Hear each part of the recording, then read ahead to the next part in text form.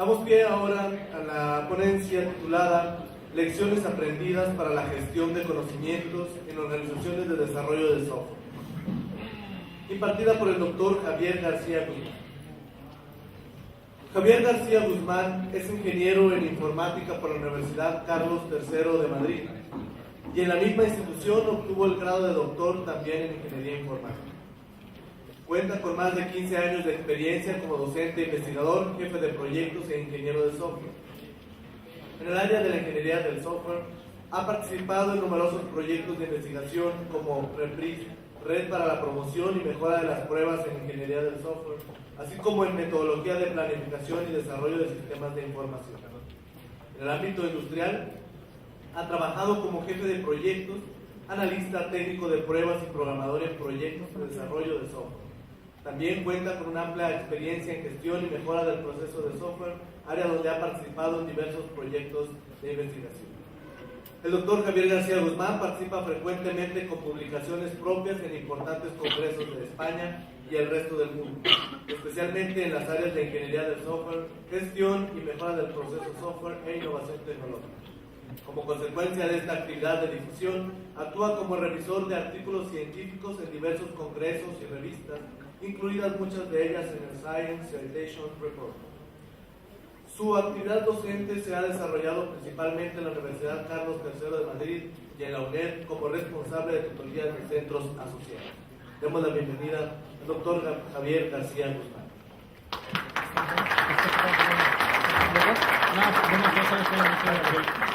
Buenos días a todos. ¿Está bien? Bueno, lo que vamos a tratar de contar en esta presentación es una serie de lecciones aprendidas que nosotros hemos adquirido cuando utilizamos sistemas de gestión de conocimiento en equipos de desarrollo de software. Básicamente, la presentación la vamos a estructurar en 4 grandes partes. Antes de nada, nos gustaría presentar un poco el Software Engineering Lab de la Universidad Carlos III de Madrid, para que se pueda apreciar cuál es el contexto de nuestra actividad de investigación y de soporte a las empresas. Luego veremos nuestra perspectiva de la problemática a la que se enfrentan las organizaciones de desarrollo de software, muchas veces en España, pero creemos que la experiencia es extrapolable aquí a México. Luego contaremos las soluciones de desarrollo o desarrolladas para la gestión de conocimiento que den soporte a equipos de desarrollo de software, que hemos desarrollado nosotros, aunque lo interesante no son las soluciones en sí, sino la filosofía y los principios que se han aplicado. Y por último, hablaremos de una serie de reflexiones y lecciones aprendidas. Básicamente, el Software Engineering Lab, SEL, nosotros nos gusta llamarlo SEL, tiene actividades de investigación y de docencia. Docencia en cuanto a todo lo que tiene que ver con ingeniería de software, desde la identificación de requisitos hasta las pruebas, utilizando tanto metodologías tradicionales como metodologías ágiles. También tenemos numerosa docencia en relación con la mejora de procesos, definición del proceso, medición. Y en cuanto a la actividad de investigación, básicamente nuestra actividad se fundamenta en 2 grandes líneas de trabajo que se muestran en la parte inferior, que están relacionadas con la gestión del proceso software y con la gestión de entornos abiertos de innovación dirigida a todos. Todas estas 2 líneas de investigación básicas lo que han hecho es permitirnos tener 3 líneas de actuación calificadas. Una es ser capaces de mejorar la competitividad de las empresas en función de la gestión del talento, la gestión de la capital intelectual, la línea que se denomina PROMIS. Luego tenemos un grupo de desarrollo móvil de 10 personas que lo que nos permite es, por un lado, investigar en tecnologías de movilidad avanzada y, por otro lado, y lo más interesante para la conferencia, nos permite aplicar todas las soluciones de mejora de procesos de software que se desarrollan en las otras líneas y nos permiten tener una percepción real de cuál es el funcionamiento de aquellas actividades de investigación que realizamos. En este grupo también tratamos muchos aspectos relacionados con metodologías.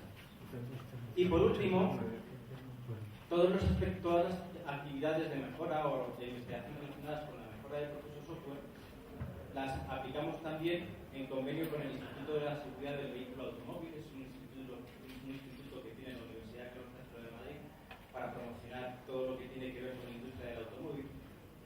Y nosotros somos los responsables de la mejora de desarrollo de software y sistemas en ese ámbito. Bueno, en relación con la gestión de conocimiento, antes de contar las soluciones que nosotros desarrollamos, los principios que nos guiamos, nos gustaría primero centrar cuál es la problemática de las empresas con las que nosotros solemos trabajar. Básicamente, en este gráfico se puede ver, ya lo introdujo durante el día de ayer el doctor Félix Barrio, y es que existe una gran cantidad de organizaciones de desarrollo de software en el mundo que ya están certificadas en nivel 2, 3 o 4 de CMMI. ¿Qué quiere decir eso? Pues eso quiere decir que ya existe una cultura de proceso más o menos establecida en el mundo, con distintos niveles de madurez, con distintos niveles de capacidad, pero la inquietud ya existe. De hecho, si miramos el gráfico de empresas certificadas por países, estos datos son de marzo del 2012, nos encontramos con que España tiene un total de 222 empresas certificadas y México está fantásticamente bien, con un total de 116 empresas certificadas. Eso quiere decir que en estos ecosistemas la inquietud por la gestión del proceso, por la mejora continua ya existe.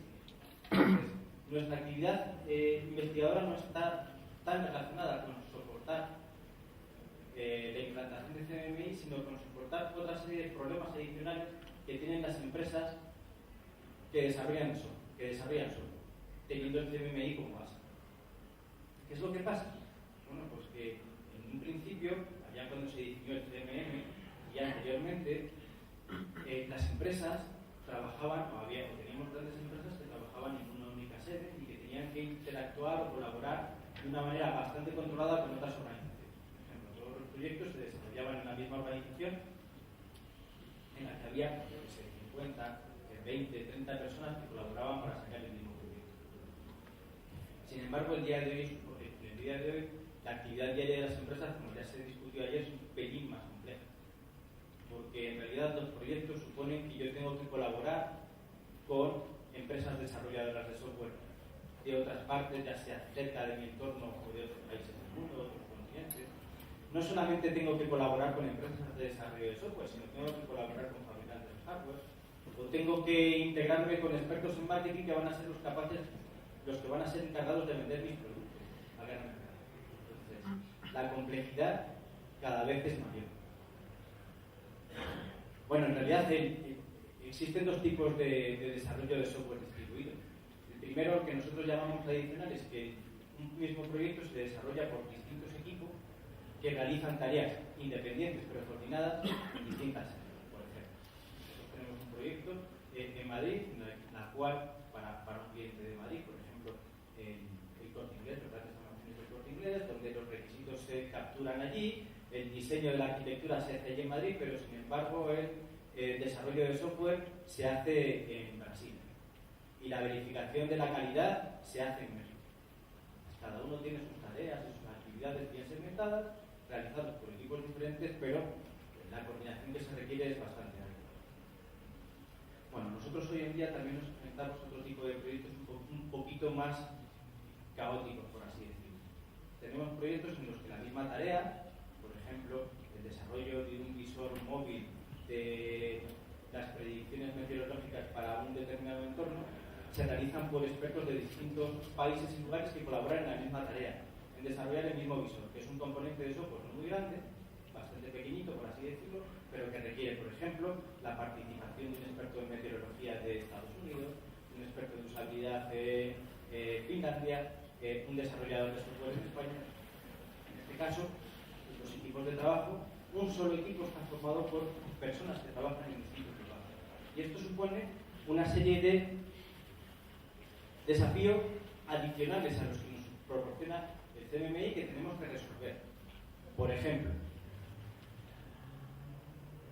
los miembros, los equipos, tienen distintas prácticas de trabajo. ¿Qué pasa si yo estoy trabajando desde la central en Madrid con un equipo de México, en la central de Madrid y un equipo de México, aunque los dos tenemos CMMI y tenemos nivel 3, es decir, somos muy capaces, pero en realidad CMMI es solamente un modelo. ¿Cómo implantamos CMMI? Es muy distinto. Entonces, coordinar los equipos que tienen distintas prácticas de trabajo, no es una actividad simple, es una actividad que requiere bastante organización, de coordinación. O equipos que están formados por personas que tienen distintas culturas y que tienen distintos equipos. Por ejemplo, yo tengo una experiencia muy interesante con gente que desarrolla en la India.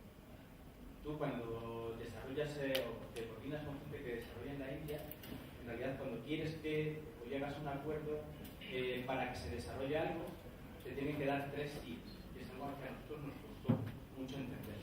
Porque a nosotros nos daban el primer sí y luego vemos que aquello no funcionaba como el primer sí. Básicamente significa que sí he entendido lo que quieres que haga. 2, el segundo sí es sí soy capaz de hacerlo. Y el tercer sí es sí lo he. Proyectos como eso producían retrasos en el proyecto. Es un tascarillo, es una anécdota que te da 2 años. Pero eso hay que tenerlo en cuenta. No solamente el idioma también, pero eso poco más o menos lo vamos a observar. 3, perdón. El conocimiento está distribuido en múltiples sitios. Tanto el conocimiento del proyecto, que es lo que está pasando en el proyecto, como el conocimiento de cómo desarrollar los proyectos, los procesos y más que nada cómo aplicar los procesos a mi día a día, está distribuido en distintos lugares. Y lo que tenemos que hacer es que ese conocimiento que está distribuido en distintos lugares revierta a todas las personas que trabajan en las distintas localizaciones. No nos basta con tener un único repositorio central, sino nos basta con que mis lecciones aprendidas, mis problemas que he tenido con los usuarios sean capaces de ser reflejado en la guía de proceso que tienen los otros equipos que participan en el proyecto. Bueno, diferencia para la gestión de las agendas. Esto es otro problema añadido. Aquí, por ejemplo, tengo al doctor Hugo Mitre, que puede saber cuáles son los problemas de diferencia horaria cuando tenemos que hacer algunas actividades coordinadas. Y por último, básicamente, los últimos estudios de desarrollo o de gestión de la productividad en equipos de desarrollo de software nos dicen que los equipos más productivos son los equipos que más colaboran, más se comunican entre sí de una manera muy dinámica. ¿Qué es lo que pasa? Que en los entornos de desarrollo global la comunicación y la colaboración requieren o dependen fuertemente del uso de tecnología. ¿Qué es lo que pasa? ¿Qué es lo que dice este gráfico?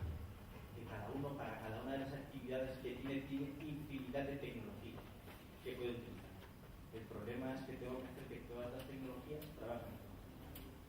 ¿Por qué? Porque si yo normalmente utilizo, Redmine, que es una plataforma de gestión de proyectos para gestionar mi proyecto, y a tiempo completo y a tiempo parcial, 2 horas o durante 2 días a la semana tengo que utilizar otra plataforma de gestión de proyectos para trabajar en el otro proyecto, mi productividad acaba disminuyendo.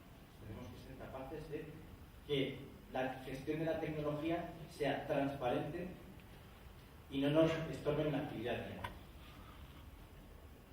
¿Qué es lo que pasa? Aparte de la tecnología de la comunicación, nuestros proyectos requieren la integración de multitud de tecnologías. Por ejemplo, nosotros estuvimos trabajando un cierto tiempo en un proyecto para la gestión de reservas de restaurantes allí en España. Pero esto no consistía solamente en desarrollar un portal.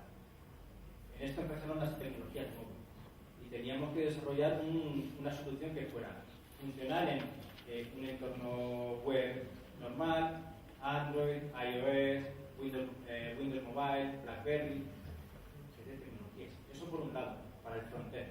Para el backend, donde tenías que integrar con distintos proveedores de servicios, restaurantes, hoteles, etcétera, requería otra complejísima integración.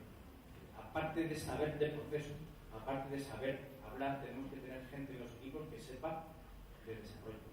No todo es la programación, como se decía en muchas de las presentaciones, pero la programación es importante.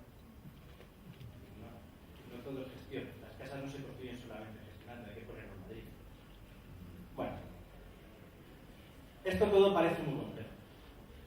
Básicamente nosotros abordamos porque para reducir la complejidad del trabajo en este tipo de entorno, apostamos por mejorar la capacidad de aprendizaje y de formación de las personas que participan en estos proyectos.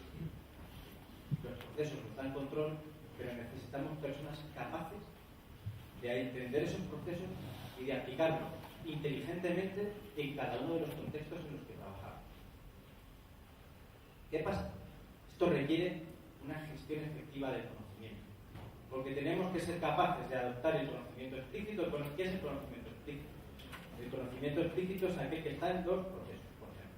Cuando tú escribes un proceso y tienes la definición del proceso, la guía, la instrucción técnica X, la instrucción técnica Z, el formulario AB1, todo eso es conocimiento explícito. ¿Por qué? Porque ya alguien se ha ocupado de formalizarlo, de ponerlo negro sobre blanco. Vale, ese conocimiento explícito. Ese conocimiento no se puede hacer. Pero, cuando yo estoy desarrollando proyectos, por ejemplo, cuando estoy haciendo gestión de requisitos para aplicaciones móviles, aquello me dice, el procedimiento me dice que es, sí, tengo que realizar workshops de gestión de requisitos con los usuarios. Hay una práctica no escrita o cuando yo estoy trabajando, por ejemplo, con usuarios con discapacidad, sé que tendré muchos más rendimientos en esas sesiones si las demos o los prototipos conceptuales que utilizo para la captura de requisitos tienen unas características propias. Ese conocimiento, esa experiencia que tienen las personas que trabajan en los proyectos, tenemos que hacer que revierta de nuevo en la organización y se convierta en conocimiento disponible responsable de hacer levantamiento de requisitos en una comunidad de personas con discapacidad intelectual.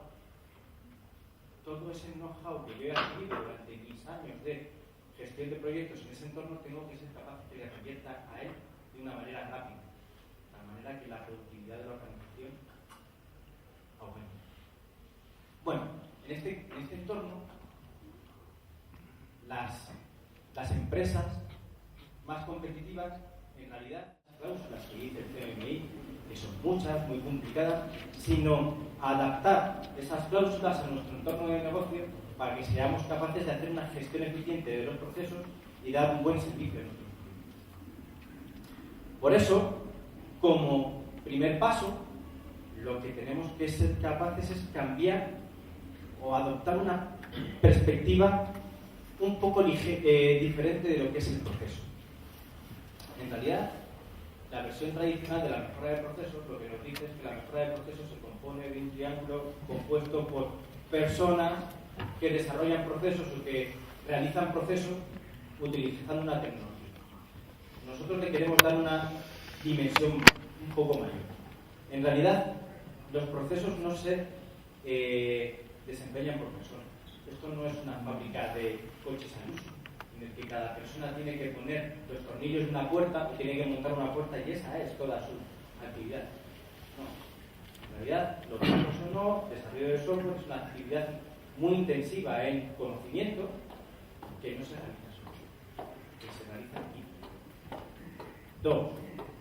Los procesos, aunque tienen que ser eficientes, tienen que ser estables, son procesos que son vivos.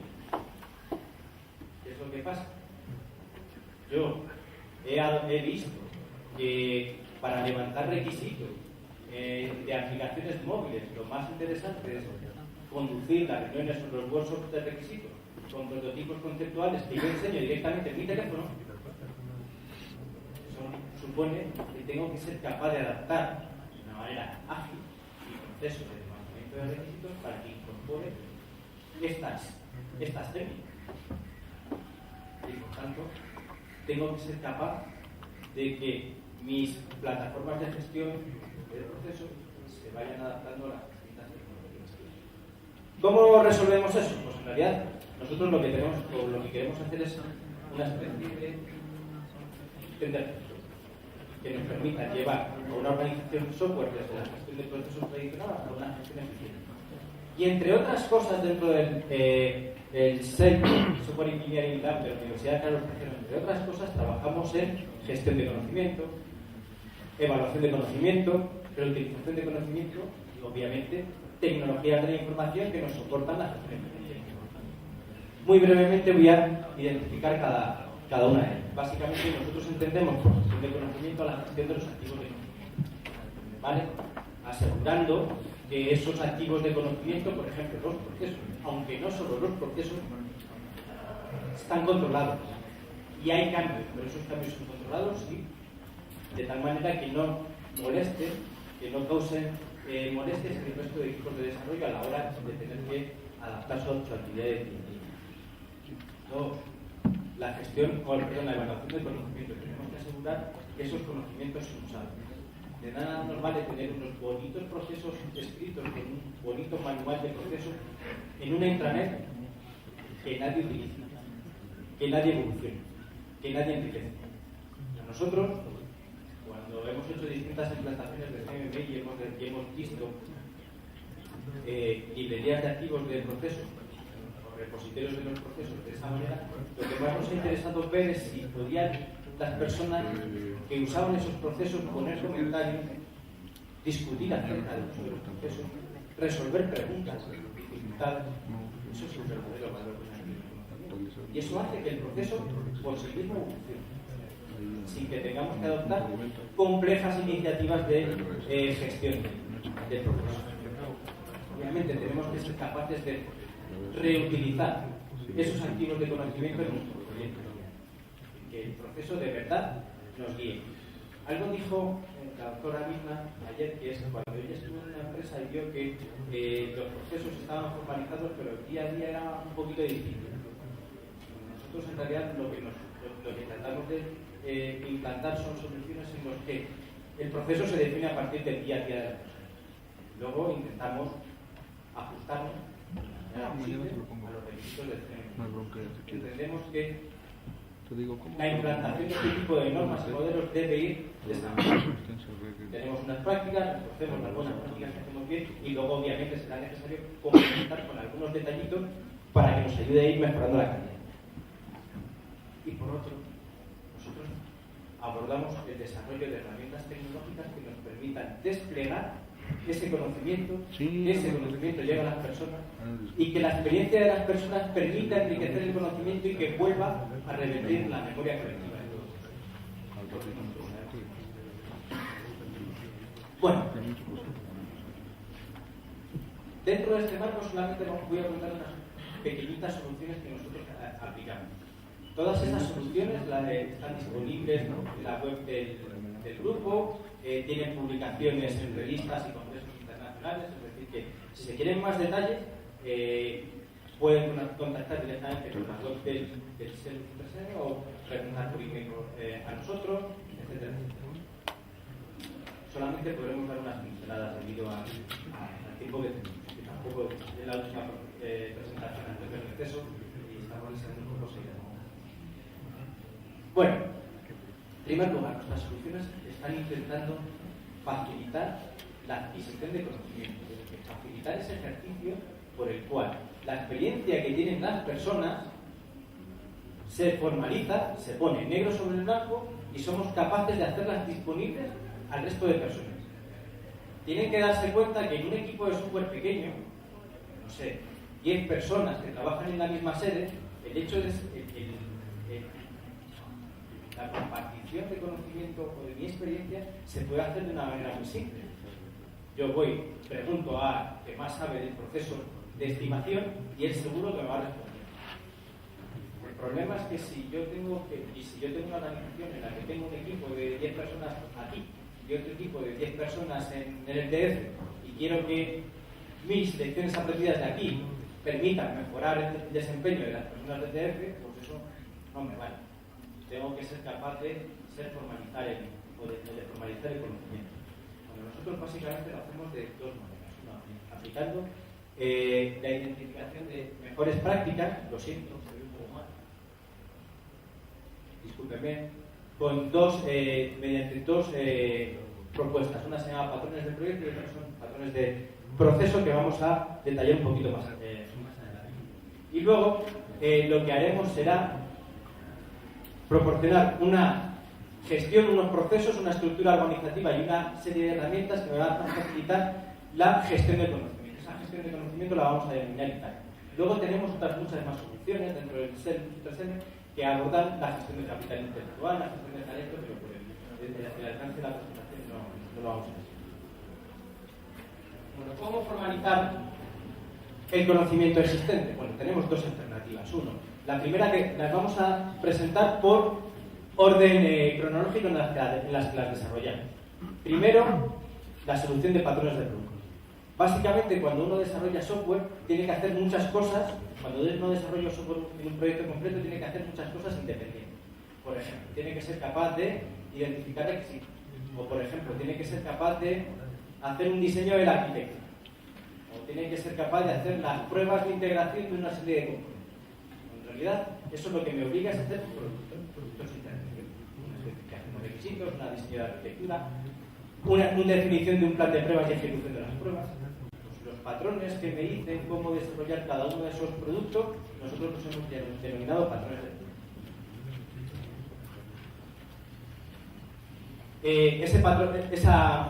Esa propuesta fue desarrollada por la profesora Fuensanta Medina, la doctora Maribel Sánchez y el doctor José Arturo Mora Soto, y básicamente nos permitía identificar cómo se debía desarrollar cada uno de esos productos. No voy a detallarme mucho en los formalismos que nosotros utilizamos para identificar patrones de producto o patrones de proyecto o el resto, porque en realidad eso haría la charla demasiado larga. En conclusión, nosotros tenemos más de 50 patrones de producto que se utilizan en los distintos proyectos de desarrollo.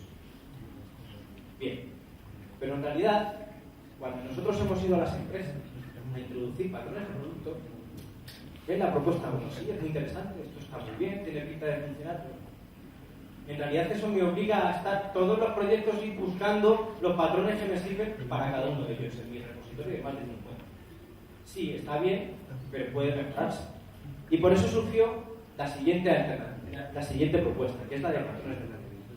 En realidad, todos mis equipos de trabajo están especializados en una serie de proyectos específicos, lo queramos o no. El mundo de la ingeniería de software funciona así. Yo, por ejemplo, en el entorno del equipo de desarrollo de móviles que gestiono, hacemos o aplicaciones de orientación indoor para iOS y Android, o hacemos aplicaciones para formación en tabletas. Y eso, ese tipo de proyectos, lo que nos obligan es a hacer una serie de actividades, a engranar una serie de patrones de producto que teníamos anteriormente, pero siempre son los mismos y no necesitamos más. Entonces, para facilitar esa gestión de patrones de producto en el día a día de las organizaciones de desarrollo de software, lo que desarrollamos fue la propuesta de los patrones de proyecto. Básicamente, nosotros los patrones de proyecto engloban varios patrones de producto, pero lo que nos permiten es aplicar el principio de los patrones. Un proyecto es un patrón de proyectos, en este caso es un par, problema, tipo de proyecto en el que tengo que desarrollar, solución, secuencia o grupo de patrones de producto que tengo que aplicar. Bueno, aquí tienen el metamodelo. Básicamente el problema se describe mediante una descripción textual, una serie de metadatos que nos permiten clasificar los proyectos de una manera más fácil, para que una organización que desarrolla más proyectos, más de 3, sea capaz de identificar bien cuáles son sus proyectos. Los metadatos son adaptables en cada una de las organizaciones. Igual que los métodos de estimación, existe el método COCOMO, el SIRSIN, como luego nos contará el doctor Tomás Anceliu. Esos métodos se recomienda que se adapten a la organización para categorizar los proyectos y hacer estimaciones más precisas. Bueno, pues lo mismo. Cuando yo quiero saber qué tipos de proyectos hago, yo utilizo mis propios métodos. Y nosotros, en cuanto a la solución, agrupamos los patrones de proyectos en esta otra solución y le damos tres elementos más. Uno, los to-do y no to-do. ¿Qué cosas tienes que tener en cuenta ahí? ¿Qué banderas rojas tienes que atender o qué errores no tienes que cometer a la hora de aplicar este patrón en tu proyecto? Los requisitos, es decir, qué gente y qué recursos necesitas para que el patrón de proyecto se pueda aplicar de una manera satisfactoria, y los riesgos. Los riesgos siempre existen. Incluso cuando cruzas la calle tienes riesgos. Incluso cuando aplicas una solución que ha estado bien probada en tu empresa, tienes que estar pendiente de una serie de riesgos para que el proyecto no se detenga. Bueno, en realidad, ¿cómo funciona esto? Bueno, antes de nada, igual que antes lo he dicho, esto forma parte de la tesis doctoral del próximamente doctor Diego Martín, que es posible que en algún momento venga a hacer alguna película. Es posible. Bueno, ¿cómo funciona esto? En primer lugar, cuando yo quiero un proyecto, busco los patrones. ¿Cómo puedo buscar por patrones? ¿Por problemas o por la solución? Si yo quiero un proyecto en el que tenga que hacer desarrollo de aplicaciones móviles y en el que tenga que tener 2 iteraciones y que tenga que tener todas las fases por cada iteración: requisitos, desarrollo,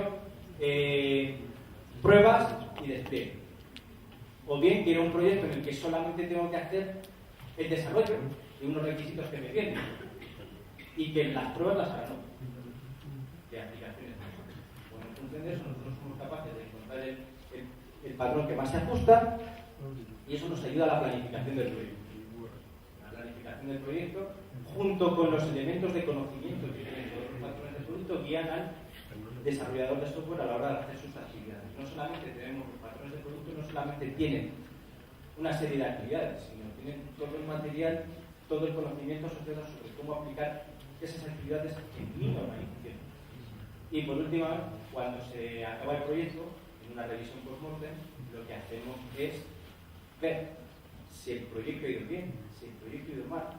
Eso se hace en cualquier revisión post-mortem. Y ver si el patrón me ha ayudado de verdad o el patrón no me ha ayudado de verdad. Si el patrón me ha ayudado de verdad, puedo modificarlo y puedo evolucionar. Bueno, y por último, dentro de las soluciones que describimos, tenemos la solución Itaca. La solución Itaca básicamente es una plataforma de gestión de conocimiento que nos permite la formalización de ese conocimiento, la distribución del conocimiento que cada equipo de trabajo necesita. No vamos a distribuir todo el conocimiento a toda la organización, no me interesa. Yo solamente quiero acceder al conocimiento que necesito para cada proyecto.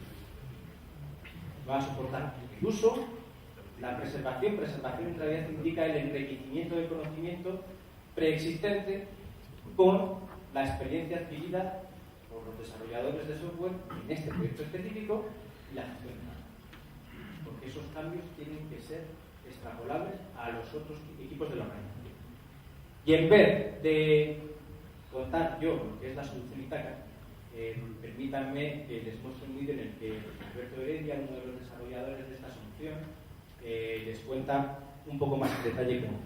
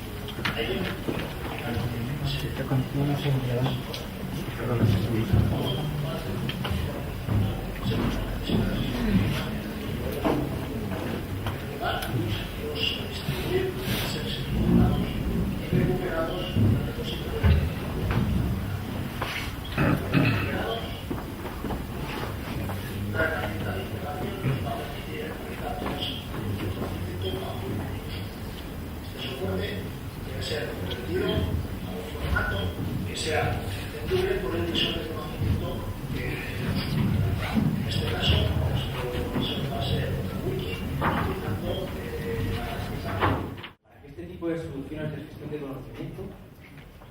No basta con poner los procesos de gestión de conocimiento, poner las herramientas. No. Es necesario que tengamos que considerar algunas lecciones aprendidas o algunos aspectos relevantes que hay que observar. Básicamente los vamos a analizar clasificados en 3 categorías. 1, la creación de los activos del conocimiento. 2, el uso de esos activos. 3, el intercambio y el enriquecimiento de esos activos de conocimiento. Bueno, en primer lugar, la organización. No podemos hacer un pack estándar de activos de conocimiento útil para todas las organizaciones. La organización requiere sus propios activos de conocimiento. ¿Por qué? Porque lo útil no es tener activos de conocimiento que me digan cómo se hace un diagrama de secuencia o cómo se hacen las pruebas unitarias en iOS. Eso está libre. Sí, es bueno que lo tenga adaptado y es bueno que lo tenga accesible, pero lo más interesante es que me permita, o ese conocimiento permita saber cómo tengo que hacer las pruebas unitarias para mis aplicaciones iOS de una manera muy eficiente, teniendo en cuenta los recursos que tengo y las herramientas que tengo. Entonces, cada organización tiene que formalizar sus propios patrones. Básicamente nos hemos dado cuenta que la formalización de los patrones depende de 3 factores. 1. Utiliza referencias preexistentes. ¿Cuáles son las referencias preexistentes más útiles? Tus procesos. Los procesos, en cualquier implantación de CMMI, tienen que existir. Esa es tu referencia más útil. No vale cualquier página web. No vale ir a Google y decir ¿cómo se hacen pruebas unitarias en iOS? Eso me va a ayudar en algún momento, pero también me va a hacer perder mucho tiempo. Si todos los programadores de iOS de mi organización hacen lo mismo, estoy perdiendo mucho dinero. 2. Los patrones no solamente tienen que incluir actividades de ingeniería de software. ¿Qué es lo que pasa? Nosotros una de las cosas que teníamos es que tenemos una persona de marketing que se encarga de vender nuestras aplicaciones a otros grupos, a otras universidades, para que aquello nos vaya dando recursos y nos permita mantener la investigación. Esa persona de marketing tiene que intervenir en la definición, y a intervenir en la definición de nuestros patrones para levantar requisitos. Esto no es solamente algo de los ingenieros de software, aunque el equipo sea pequeño. En nuestro equipo, por ejemplo, somos 10 personas. Una está dedicada a marketing. Y no a tiempo completo. Esto sí se puede hacer en equipos pequeños. Y 2, tenemos que ser capaces de colaborar entre distintos equipos de la organización. Por ejemplo, nosotros hay otro equipo que está más especializado en pruebas. O hemos hecho otros proyectos relacionados con el entorno bancario o el entorno de salud. Aquello que hemos aprendido en esos tipos de entornos tiene que rentarnos cuando hacemos aplicaciones móviles, porque no todas las actividades son estándar. Más, ¿cuáles son los elementos más útiles a la hora de utilizar un patrón? Pues básicamente 2. 1, los que me permiten encontrar el patrón que necesito, y para eso necesitamos una descripción clara utilizando un vocabulario controlado. Yo me acuerdo cuando empezamos a contar esto del vocabulario controlado en nuestro propio equipo de desarrollo. ¡Ay, vocabulario controlado! Vamos a tener que formalizar. Vocabulario controlado quiere decir que todos utilizamos los mismos términos y entendemos lo mismo por un término específico. Ya está. Más, también utiliza tus propios metadatos. No utilicéis los metadatos de Cocom, por ejemplo. Utilizarlos, pues. Yo hago aplicaciones móviles para iOS, de publicidad o de ayudar a una persona a moverse en una conferencia en un gran edificio que tiene que estar lista en 2 semanas. Es un ejemplo real. De actividades. ¿Eso qué supone? Pues que nuestra gestión de requisitos es mínima porque ya tenemos una suite preparada y nuestra gestión de requisitos consiste en saber qué pequeñas modificaciones quiere el usuario. A partir de ahí se va integrando y se va empaquetando todas las soluciones preexistentes que ya tenemos. Bueno, perdón, antes de pasar a la siguiente. Y lo que más valora la gente que utiliza los patrones son la parte de los to-dos y not to-dos. ¿Qué pasa? Cuando has hecho tu segundo proyecto de aplicación móvil para gestionar una conferencia y para soportar a los asistentes a la conferencia, pues ya sabes bastante bien cuáles son las actividades. Aquí tienes el proceso ahí para guiar. Pero lo más interesante es saber qué cosas no hicimos en las veces anteriores y nos salieron bien a la hora de gestionar los requisitos, qué cosas no debemos volver a hacer nunca. Bueno, básicamente nosotros hemos identificado con respecto al uso del conocimiento que este tipo de bases de conocimiento tiene dos grandes utilidades. Uno, facilitar la incorporación de nuevas personas al equipo de trabajo. ¿Qué es lo que pasa?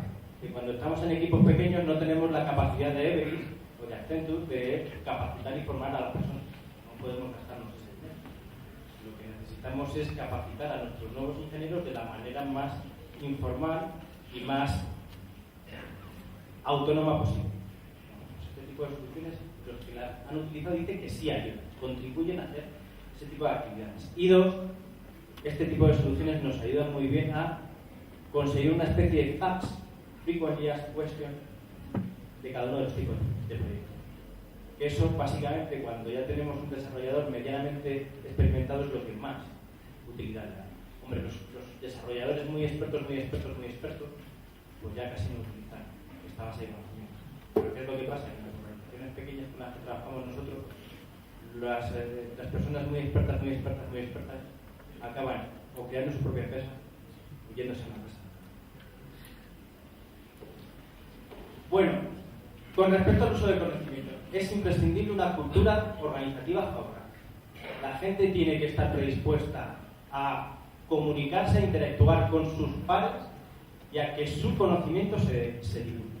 Por ejemplo, yo también he estado trabajando en banco donde teníamos al típico experto del módulo de inversiones que estaba hecho en COBOL, que no había nadie, que no había persona humana que fuera capaz de arrancar la información. Bueno, pues en este tipo de entornos, este tipo de soluciones, pues no está formado. Y por tanto no sabemos si funcionará bien, mal o regular. Dos, este tipo de soluciones tienen que integrar distintos mecanismos de comunicación informal. Comunicación cara a cara, discusiones en un blog, ejemplos, publicación de ejemplos, y todo aquello luego se convertirá en lecciones aprendidas.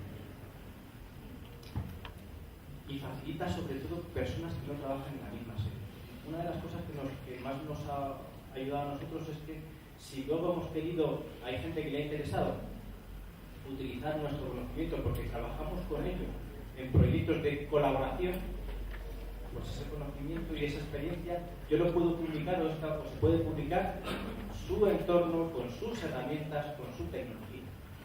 En realidad, el conocimiento solamente hay que transportarlo, es independiente de la tecnología. Y eso es lo que tenemos que hacer, que sea independiente de la tecnología. Si lo queremos. Bueno, de esta solamente me voy a quedar con dos cosas, y es que es importante que los elementos de conocimiento y las herramientas que los utilizan sean accesibles y fáciles de usar. ¿Qué entendemos por un elemento por un activo de conocimiento fácil de usar? Por ejemplo, si un ejemplo está mal redactado, o la solución no se entiende, o el vídeo en el que me cuenta cuál es el problema que yo intento resolver, no se puede ver. Ese ejemplo estará muy bien, estará fantástico, pero no me puede ver. Nosotros preferimos ejemplos simples, a lo mejor no de gran gurú, pero que sí son muy accesibles a la gente. Y eso lo que nos permite es ir incrementando y que cada uno va publicando sus ejemplos o sus lecciones aprendidas y que incentivamos de la manera que podamos esa publicación. No sé con quién me aparecía ayer, a lo mejor el 10% del bonus o el bonus completo o consiste en la publicación de nuevos elementos de conocimiento. ¿Qué es lo que pasa? Que nosotros también nos la hemos pegado con esto. Hemos intentado hacer una empresa y nos la hemos pegado. Es decir, ha habido casos en los que no ha funcionado. Uno de los principales valores que tenemos que adoptar una de las principales retos que tenemos que ser capaces de conseguir cuando adoptamos este tipo de sistemas es conseguir visualizar logros tempranos. Así que en el primer o en el segundo proyecto ya tengamos algo de valor. ¿Cuáles son los logros tempranos que a nosotros nos han valido en otras organizaciones? Uno, usar este tipo de soluciones, no en el primer proyecto, pero sí en un periodo de 3 meses nos supone sobre cosas. Está documentado estadísticamente. Dos, nos ayuda a incrementar la fiabilidad. Los métodos de estimación y las prácticas de consumo nos ayudan a y las prácticas de FMI nos ayudan a estimar. Pero si no se aplican también, es imposible. Es como si, perdónenme, es como si a mi hija de 6 años le damos un Ferrari. Puede ser fantástico.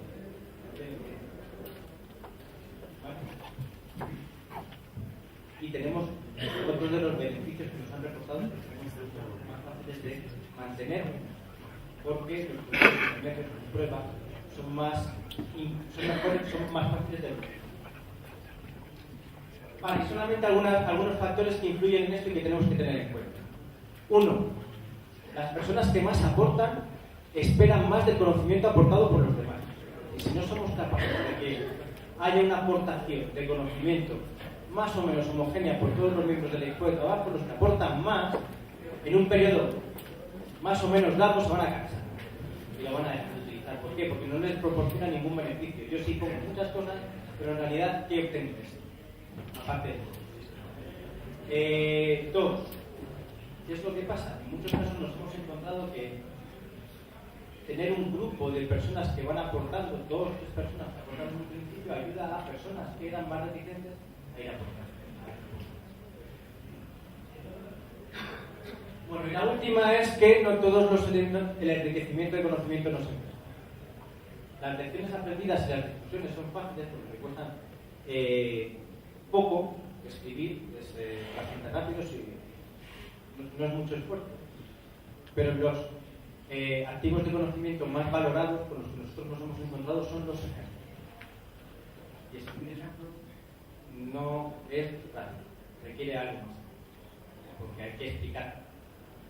Claramente no hay que hacer algún milagro, pero hay que explicar claramente.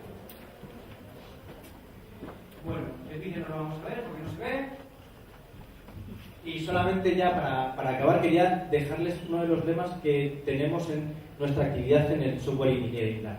Y es que la inteligencia consiste no solo en conocimiento, sino también en la destreza de aplicar esos conocimientos a la práctica. Y antes de acabar mi presentación, quería agradecer a todas las personas que tienen ahí su fotografía y que han participado de una manera o de otra en el desarrollo de este tipo de procesos. Una pregunta bien específica.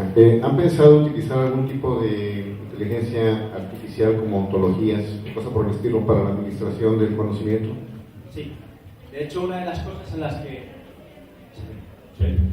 Sí, totalmente. Una de las evoluciones en las que estamos trabajando es en eso.